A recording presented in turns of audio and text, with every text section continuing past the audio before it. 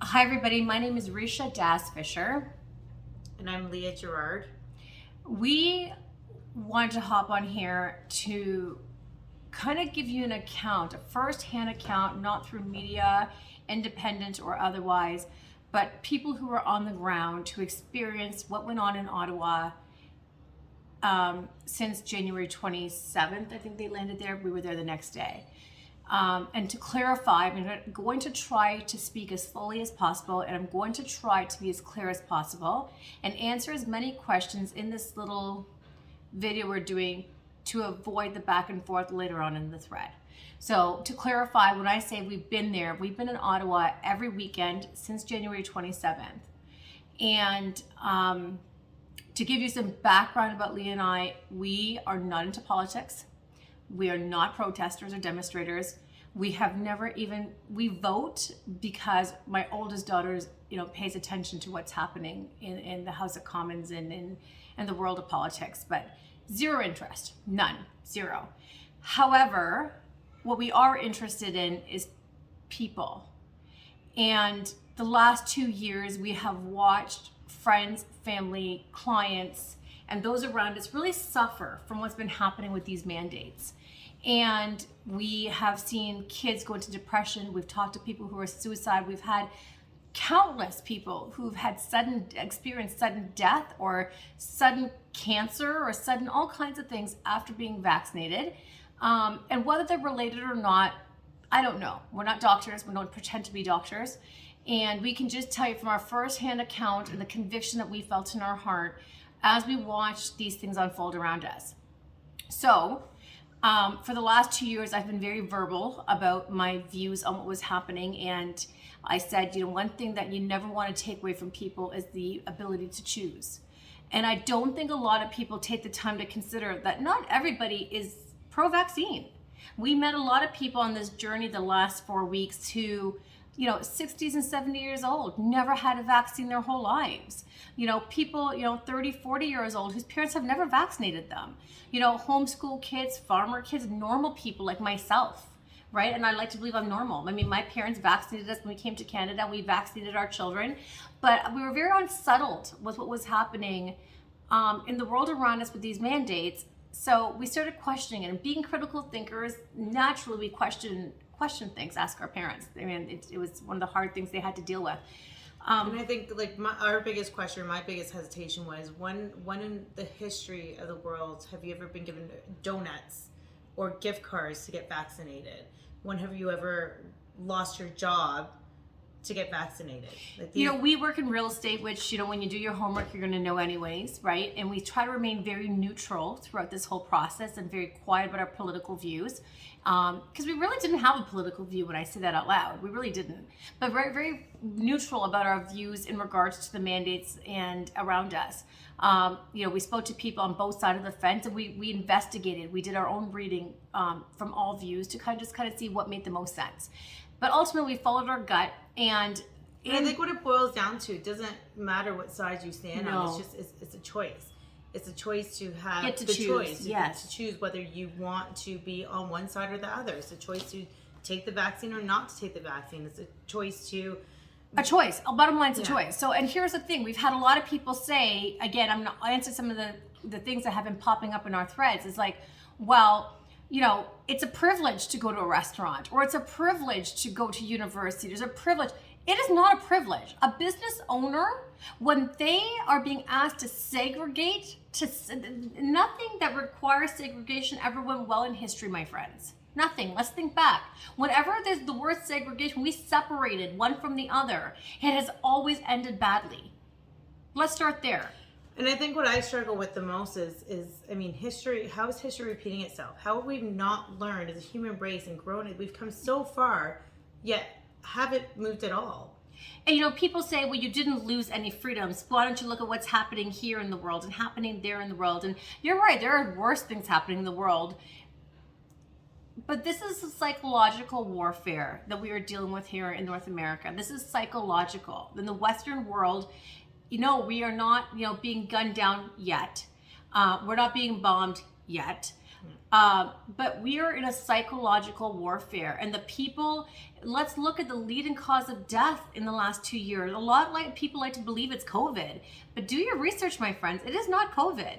We are seeing an increase in suicide. We are seeing an increase in mental health. When we talk to our friends around us and they're telling us what their kids are going through. Now, Lee and I are very privileged. We have a lot of support around us. We have a big family. We have the resources to tap into certain things. So we weren't directly affected. Let me make that very clear. We found ourselves in the middle of a movement that did not directly affect us, but it affected everyone else around us. So when people say, you know, moving on to the next part of this, is we were in Ottawa this past weekend, and we are covered with bumps and bruises, and we're in pain. And, you know, and some of the things I read on the thread when, you know, other people have posted videos of us getting beaten up by police. Well, why were you there to begin with? And the arrogant comments that are coming in, well, you deserve it. They warned you. Let me tell you why we were there. We were there for our children and yours, for our own freedom to choose what works for us and doesn't work for us, and your freedom to choose. And each and every single one of us at some point or another are going to cross that road where you are going to have to choose. We just got there faster. I heard something earlier today, and it was one of the I can't gather my thoughts right now. But wait, he said he read a poem written by a lady that said, when the truckers stood up, I said nothing because I didn't support it. And when they were prosecuted, I stood by and didn't say anything. And when the protesters stood up and they were prosecuted, I said nothing because it didn't affect me. And then they came for me, and there was nobody to say anything. There's comes a point where every single one of us, it's definitely a scary thing. I'm not going to sit here and tell you it's easy. It's not easy. Leaving my kids every single weekend is not easy. It's something that I vowed that I would never do.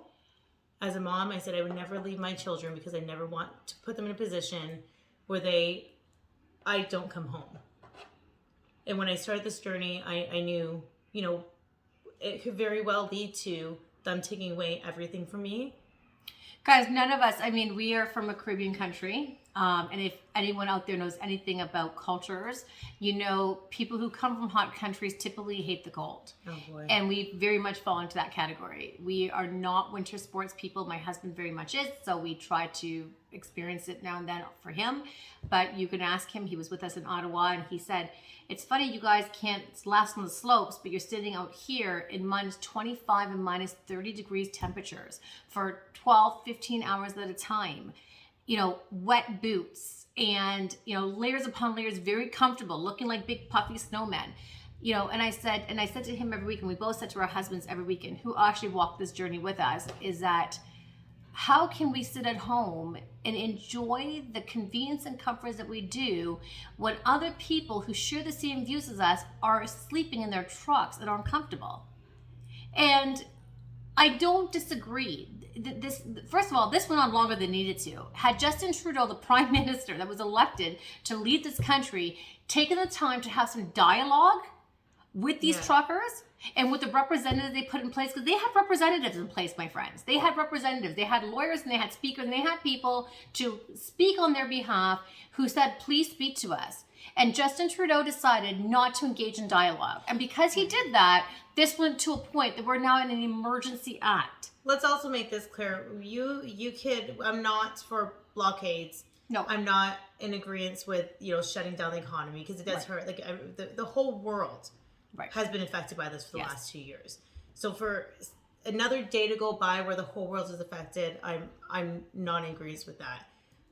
But when you're downtown Ottawa, we drove up and down those streets. We did. We drove up and down around the circle. So the things you're seeing on mainstream media, we'll tell you ourselves. You know, they talk about kids, you know, there in the middle of a protest and, you know, sleeping in trucks.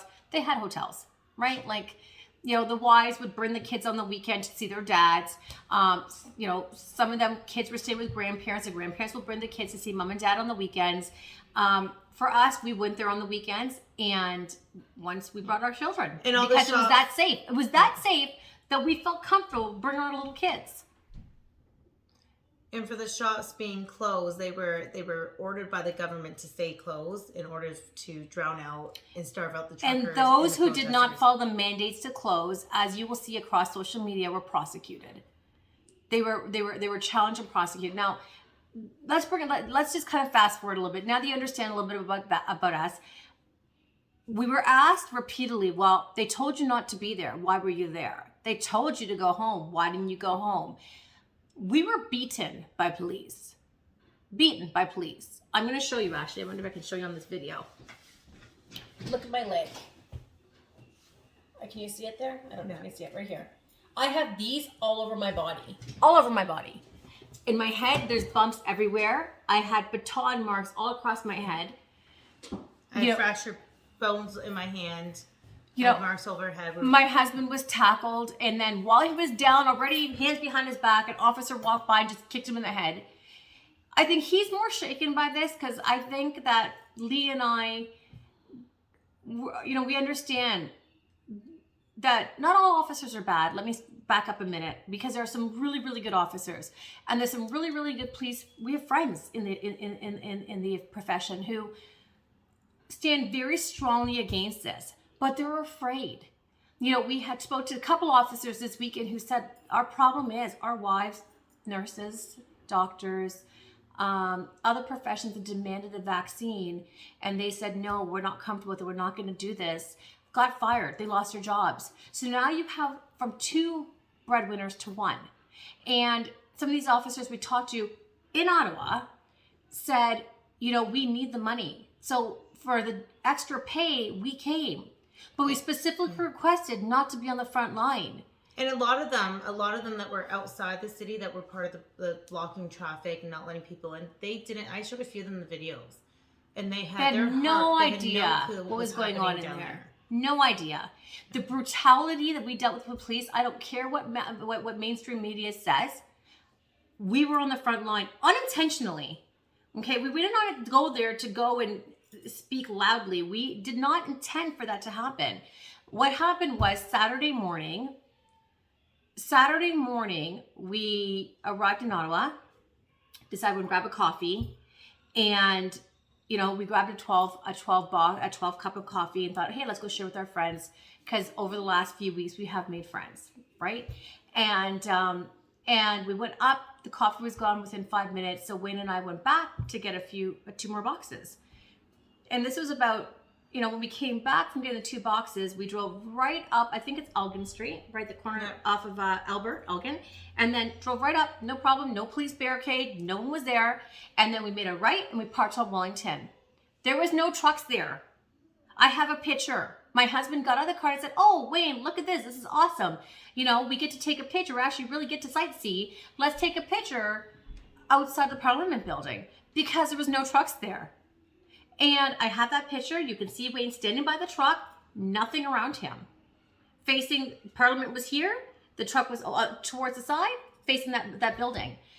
And then we're drinking our coffee, having conversation. You know, some of the people there from, you know, farmers, you know, truck drivers from around the Niagara region, around the Hamilton, Burlington region, you know, Ontario, Southern Ontario. And because we primarily work in Southern Ontario, it was great conversation. And we heard someone yell, here comes riot police. We don't know what riot police is. We've never experienced this before. So, and you can see videos. This is all documented. We had cameras rolling the whole time. And we thought, okay, riot police. My truck was, at this point, people started walking towards where the riot police was said to be. And hundreds of them, it felt like, I didn't count them, but it seemed like endless amounts of them. And we started walking towards to kind of see what was going on, what the shuffle was. And at one point, you'll see in the video, Wayne says, hey, should I move the truck? Which is my 2019 GMC Denali XL, so the big truck. And all the police officers were driving a very similar truck. Theirs was a newer one, 2021, 2022. So I thought, well, no, I can't imagine it'd be a problem. People can just go around it, right? Like, meaning protesters, because in my head, I thought, these protesters are peaceful. They have not created damage. I was so confident my vehicle was going to be fine because the protesters have been so peaceful. They did not loot. They did not vandalize. They didn't litter. So what I said to my husband is, oh, I'm sure it'll be fine. They'll just go around it, meaning the people coming from behind to walk around the vehicle to meet up with riot police, just to kind of see what was happening. I was so confident walking towards the direction that I was safe because I'm a Canadian citizen. And I mean, if you listen to, regardless of what side you stand on, if you're listening to mainstream media, Trudeau guaranteed over and over and over, even with this emergency act in place, you are still allowed to peacefully protest in Parliament Hill. We had officers say to us that morning, you know, they said, where are you going? We said, well, we have hotels here. And they said, I said, are we allowed to go to Parliament? And they said, you are allowed to peacefully protest. Our goal is just to remove the trucks. I didn't disagree with that at this point, but we didn't think it was going to go as a clash. It was more conversation. Like, hey guys, okay, this part of it's done. The trucks were moved up to Wellington Street the week before. So I couldn't imagine, none of us imagined it was going to turn into this, because they negotiated to have those trucks moved off the street and into the main road. There was no blockade because, like I said, I drove my vehicle right up the street, made it right on Wellington, parked it, no blockade. So when I said to Wayne that, you know, I'm sure it'll be fine, right? When we started walking, I trusted the protesters would not damage my vehicle. You also trust the police. Like, that is my I did, biggest... yeah. Well, yeah, naturally, so you trust the police, naturally. So anyways, within minutes, so that picture that I took with Wade outside of Parliament in front of the truck was taken at 9:02. We were beaten and arrested by 10 after 10. I was actually beaten and arrested by 9:15. Yes. Yeah. So we went to the front and journalists are standing beside me. Right? Journalists are standing beside me, and somehow we found ourselves there and we're saying, guys, like, let's not do this. These are peaceful, loving people. What do you want to see happen here? Like, do you want them to leave? Do you want them to move? You'll hear that in our videos, asking the police. They came, and I don't even know half of these guys were police, or there were security guards who didn't get a chance to get their badge, or power trippers. I don't know what it was, but they came to fight. They came to fight, and they came to beat, and they came to reckon. They came to hurt. So after speaking to my husband, he says, you know, those guys that are on the front line in the tactical gear, he said they volunteer to be there. They volunteer to be up front, and they're coming in with that state of mind that they're coming in to hurt you. And you'll see in one of the videos, one of the younger officers, the Rebel News lady was filming, and he hit her hand, and her phone fell. And I yelled at him, "Don't hit her! Like, she's news. She's a news media. She's an innocent person. She didn't do anything." And she said, "I can film you." And he hit her hand again, and her phone fell. And I said to him, "You are here to do a job you will not have Monday morning if you continue to hit people unwarranted."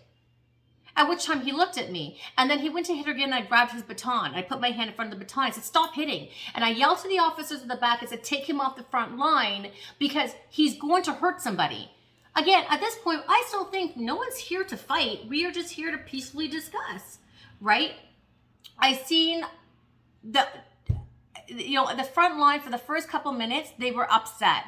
But through conversation, when they heard the dialogue coming from the protesters' mouth, "We love you. We don't want to fight you. We are not here. We are on the same team. We are people for people." It's not people against people. It's the people against the politicians at this point. Please stand with us.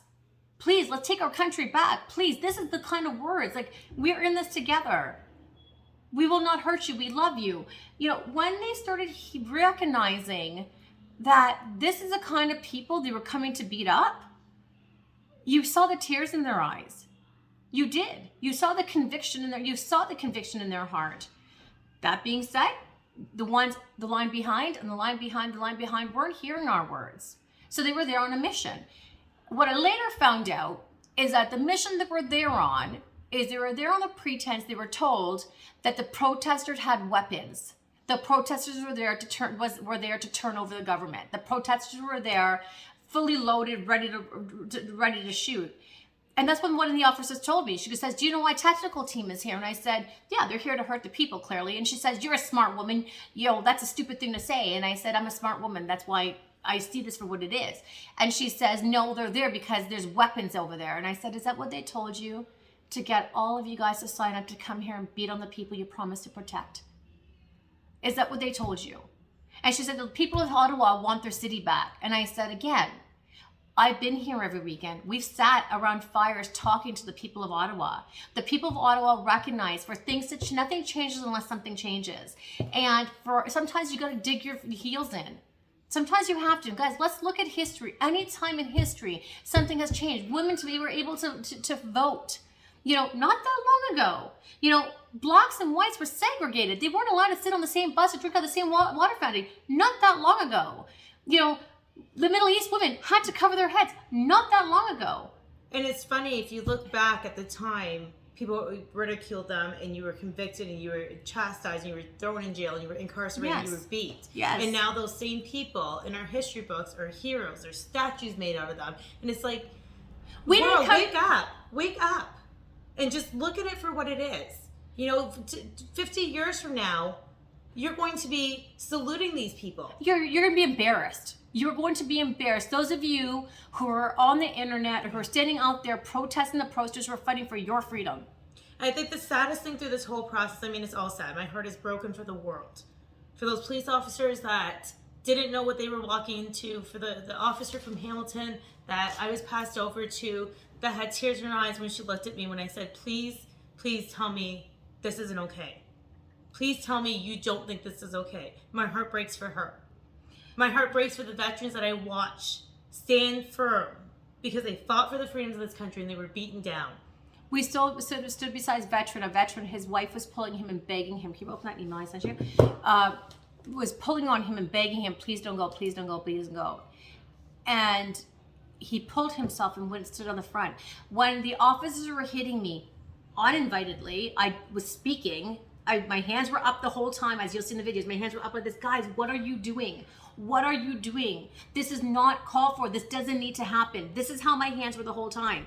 And they would swing at me, and men got in front of me on each side and said, she's a woman, don't hit her.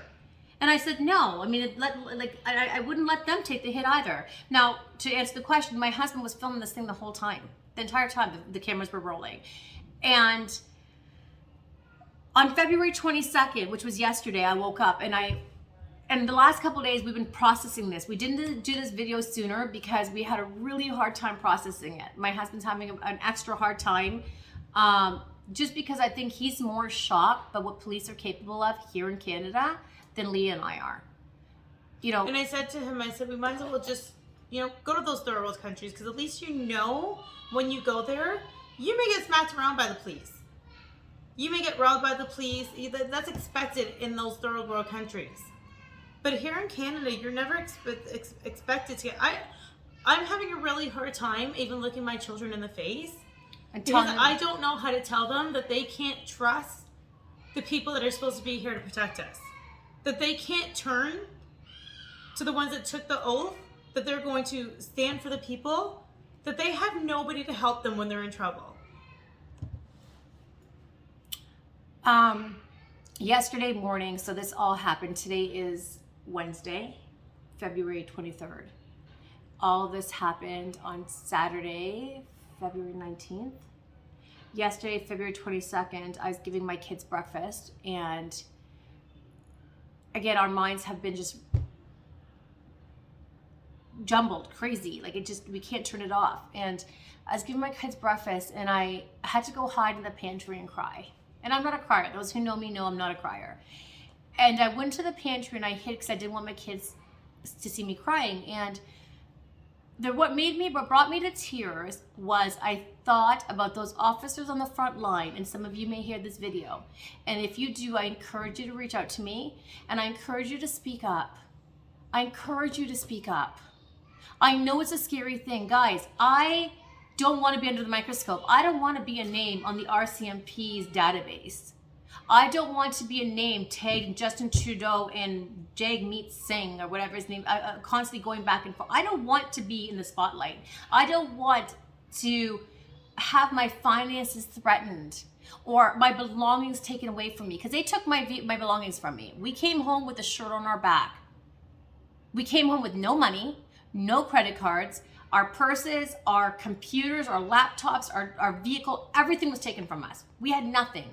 A friend of ours drove from Hamilton, where we live, 5 hours to get us in Ottawa and bring us back. We had to go a night hoping, we stuck around for a night hoping we can kind of maybe work out the details. Today is Wednesday. I have left messages with the mayor. I have left it with local MPs. I have left numerous messages, emails, and voicemails with the Ottawa police.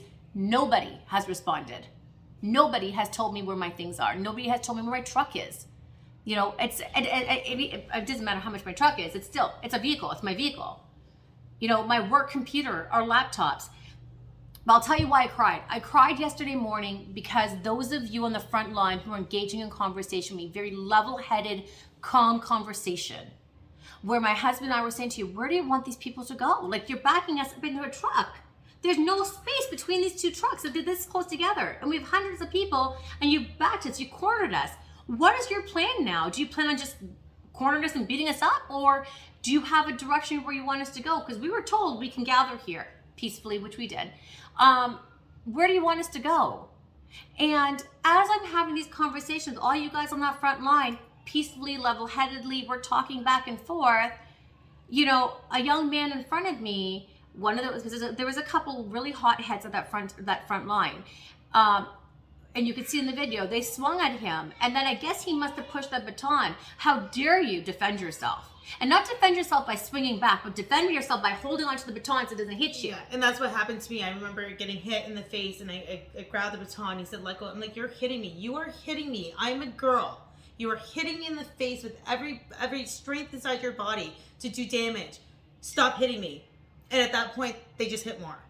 And when they grabbed that young man in front of us, I then jumped in front and said, stop hitting him. Please stop hitting. This is peaceful. Please remain peaceful. This is what I was doing. I was trying to pull the man away and say to the officer, please calm down. It doesn't need to be this way. Please calm down. As someone grabbed me by my hair, and I could feel him rip and then threw me. And as they did that, Wayne then grabbed and said, that's my wife, and he grabbed me and they grabbed him. And they threw us to the ground and they slammed my face into the ground and I couldn't breathe. And I yelled, I can't breathe. And they said, get your hands behind your back. And I said, I can't breathe. I cannot breathe. I need you. I need air. And I was trying to pull my hand back to put some space in front of my face in the ground.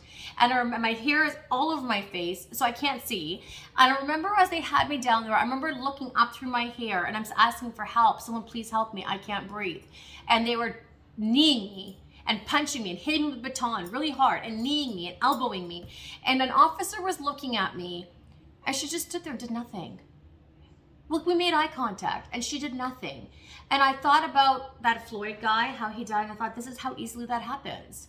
And I thought about, so yesterday morning when I was in the pantry crying, I thought to myself, what it must have felt like for you, officers on that front line, who moments before you were having a conversation with me, and then you had to stand there helplessly because this is your job. And allow the line behind you, the line behind you to brutalize. And I said that to one of the officers. I said, what that must have felt like for you. And I said, it comes a point where you have to take a stand and say, this is not okay. This is my job, but there's no amount of money that is worth this. You know what?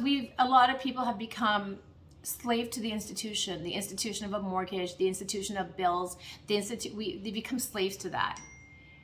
And this has been an ongoing problem. I think Justin Trudeau, what you did, which the words that you used, the dialect that you used to divide the country definitely succeeded in dividing the country. It did.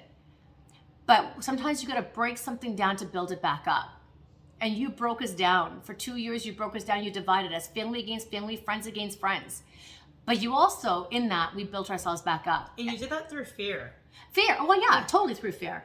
But in that, we built ourselves back up. And the level of unity this country is seeing, I have never experienced before. There was a time, and I'll say this very boldly, I was not proud to be Canadian. Because I felt like they lacked passion, patriotism. They didn't have it. But this country showed up. They showed up. And these people are standing together, and they're telling you, and every single day, eyes are being opened to the reality of what's happening around us.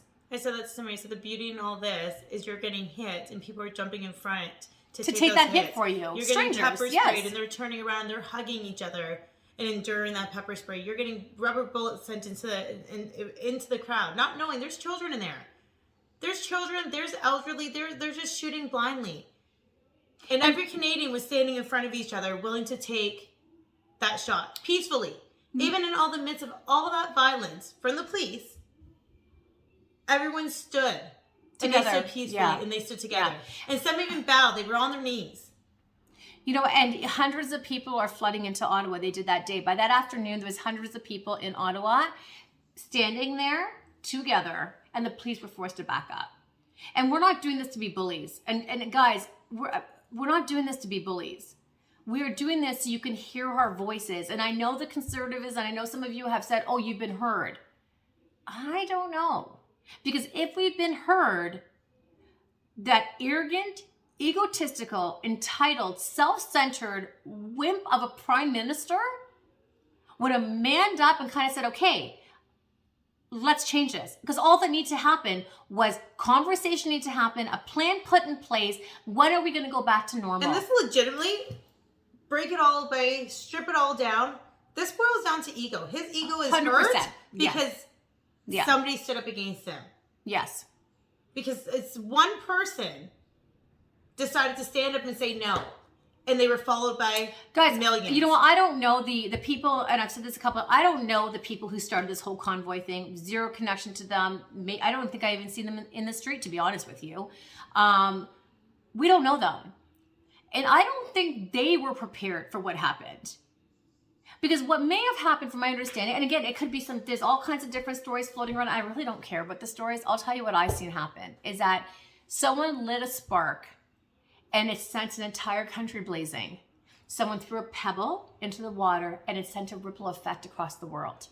Across the world. Across the world. That's what happened. So to all the leaders of this convoy, I don't know what your the foundations of, or what your intentions were. I don't know.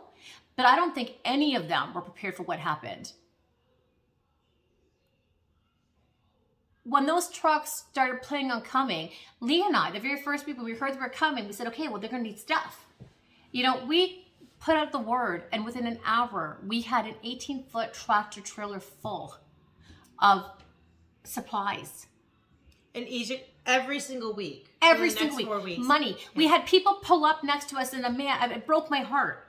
And he says, I don't have anything else. I have $20. My bills are due, but it's all I have left. I'd rather my bills be late. Here, give it to them. We had old folks who their kids held their hand and walked them there. Older women and older men who were in their 80s and 90s walking there because they want to deliver that supply themselves. They didn't send it, they delivered it. If that doesn't speak volumes. I had one man come to me. I had many people come to me. And he felt conviction. He came back around. He said, I'm here and I'm taking this last $20 out of my wallet. I'm giving it to you. Because I just fled my country that was a communist country. And what I've seen happen in my country is happening in yours. And you take this $20 and it might not be much. But I want to do what I can so that your country doesn't end up like ours. I had strangers in the streets, people that I've never met. Guys, this is a scary thing. It's a scary thing. And I don't think anyone really can wrap their head around how scary it is. And when I left my house last Saturday, I said to my oldest daughter, who has my little one, so I have a 23-year-old, a 2-year-old, and a 4-year-old. And I said to my 23-year-old okay, here's my will. Here's what you're going to need financially should I not come back. And she said, you're coming back. And I said, well, yeah, I'm coming back. You know what I mean? But no one ever leaves preparing not to come back. But the night before, we had watched a horse trample on that lady in the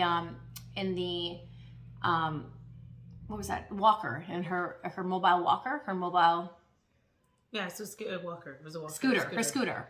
Although mainstream media said she threw a bike, it was a scooter. It was a disabled older woman on a scooter. So, and at that point we were hearing that she had died. We heard she died. There was 2 people trampled. We haven't heard anything about the second person. The lady we heard she was trampled on. There is yet any reports. I've heard the other person who was trampled died. I've heard that he's alive. No one's heard from him. We don't know. You know, there was older folks in that crowd who had heart attacks because the rush of it all was too much. Going back to that night, the Friday, we had just gotten back. So we had just gotten back on Thursday. Like we drove up there Wednesday because they anticipated what was happening this weekend was going to happen on Wednesday. And at that point, there's barely any people in the streets. I mean, the protesters, the crowd comes on the weekend because They're They demand, were. yeah, They they're were. demand. They're slaves to the institution. The truckers were scared. So an SOS went out from a ton of them calling on people to be there. We again, we don't leave our kids. And we're not protesters. Yeah. And we're not political people. But that conviction in our hearts when that call was made that we need you to stand with us. If this change is going to happen, we need you to stand with us. We got in our car again Wednesday night, drove there. didn't sleep. Did not sleep. So when you see all the videos, that was because we probably maybe had slept 4 hours that week in the matter of those 4 days. Did not sleep. Drove there. Everything looked calm. So we came home. We came home Thursday and we said, okay, you know what? Nothing's going to happen over the weekend. Crowd's too big.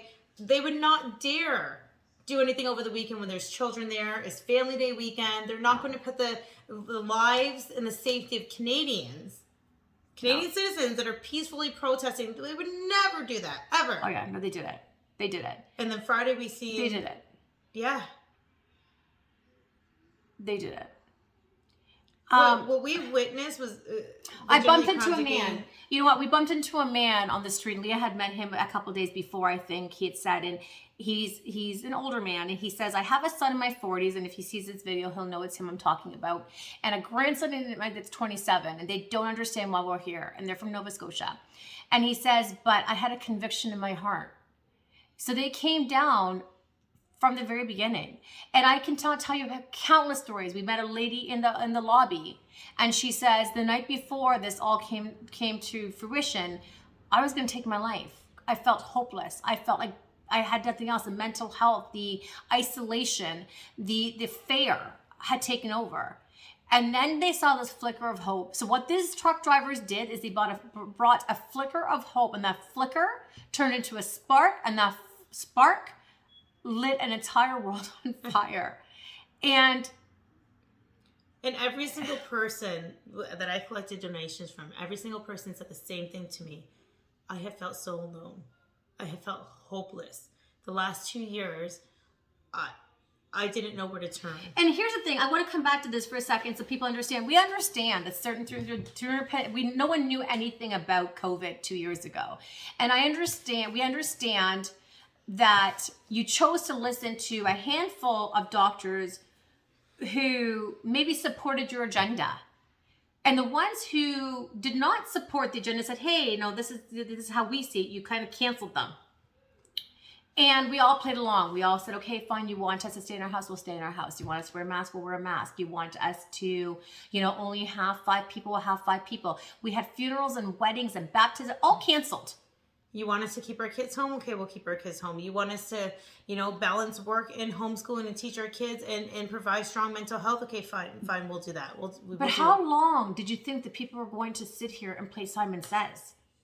How long, Mr. Trudeau, did you think the country was going to play Simon Says? And even now, we're having conversations with police officers and doctors. I mean, if you think you're crazy, you think people are calling you conspiracy theorists and whatnot, having physical conversations up until yesterday, where doctors have confirmed that if they speak out, they will lose their license. I won't say who, but we talked to a couple doctors yesterday because we had to have our injuries looked at, and each of them said to us, they closed the door and says, they were thankful. They said, thank you for going and fighting for us. They said, we see what's going on as well, but we've been silenced. We've been told that if we don't agree to this, that they're going to strip us of our licenses. They said, we are quietly fighting as well, but they're afraid. They're afraid of years of studies and businesses that they have and families they support in this country and outside of this country. They're afraid of having that stolen from them. So, and Lee and I kind of sat there. We've heard a lot of this the last week. It's like, thank you. And we're like, thank you. We didn't feel like we did anything great. There was nothing, brave about this. There's a need to be met, and we met it. And there was people who were fighting. We stood beside them. But the amount of people who are afraid and just staying quiet because they're afraid of what the government's going to do to them, that is no way to live. And like I said to the officers on the front line, I'm going to say to anyone watching this, stand together. If we stand together, we can have our lives back. There is power in numbers. That at the beginning of the day, when I got arrested and I got beat, it's because they were just waking up. By 1 o'clock, when I finally made my way back after being dropped in the middle of nowhere, there were hundreds of thousands of people. Right. And the police had to stay in their line because they couldn't push the crowd back anymore because they stood together. If everybody, I understand it is scary. I had a conversation with my husband yesterday and this morning. He's completely on board, but he is scared. He's scared. He says, if you leave your family to fight for this, my brother you're called not me and gonna says, have a Risha, family." you realize by being verbal, they can arrange to have you killed. They can take everything from you. This is a government. They will take everything from you. And I said to my husband, if we don't stand, what are we leaving for our kids? This is a fight, guys. It's going to need to happen. People say, well, how can I help? How can I fight? What can I do? I'm not brave enough to go to Ottawa. I'm not brave enough to go to Toronto or any of your capitals. Said, then write a letter to your MP.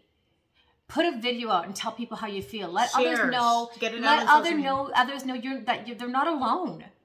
You know, be verbal. Do not be afraid of sharing your position on this, because silence is a decision on its own. Silence is a position on its own. So I'm asking anybody who is feeling anything, please start the conversations. Start the conversations. And again, write your MPs, go protest outside their offices. Let them know how strongly you feel about this. Hang a flag on your car. Guys, Hang a a flag on flag. your car. When did the Canadian flag become offensive? Speaking of a flag, we have a flag on our truck. And when we went to Toronto a few weeks ago, just driving through Toronto, anti-protesters, and we weren't even there to protest. We were kind of just there to see what was going on. And we were in our car. We had the kids, the little ones, in the car with us. And anti-protesters jumped in front of my vehicle. And I said, excuse me, what's going on? You're not going anywhere with that flag. You mean the Canadian flag? And long story short, I said to her, well, if you don't move, I'm going to hit you. Like, you need to move. And long story short, I proceeded to slowly drive, and she jumped out of the way, and she ripped the flag off my truck.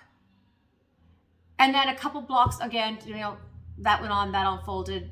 We'll leave that there. A couple blocks over, another man jumps in front. He says to the police, do you see what she has on her vehicle? And I'm like, and my husband stuck his head out the window and says, the Canadian flag? What do we have on our vehicle? The Canadian flag. When did the word freedom become offensive? When did the Canadian flag become a personal hit? The amount of people that I drive by that give me the finger and yell at me because I have it's sad. I'm so unbelievably disappointed. So unbelievably disappointed. Guys, we're gonna wrap this up. Our intentions was to make this a 5-minute video and just kind of summarize our experience. And unfortunately, I don't know how to do that in 5 minutes. So here's a 45-minute video, and I don't know if you'll watch all of it. You might watch some, you might watch all. And I hopefully answered most of the questions that are showing up on our threads. But please wake up. Wake up. Don't be scared. And speak up. Stand up. Wake up, speak up, stand up, please. Because the thing is with Canadians is we like to cry, complain, and then we conform. And then when we conform, we cry, complain for conforming. Nothing's going to change. If nothing changes. If nothing changes. So, anyways, we're going to sign off for now. Are we missing anything? And if anybody feels scared and alone and you need somebody to talk to, we're here. We're here. And although what happened was extremely traumatic and very scary, it's going to deter us from. Guys, generations before have fought wars to get us to this point of freedom, the freedom to choose. And we believe in progression, not regression.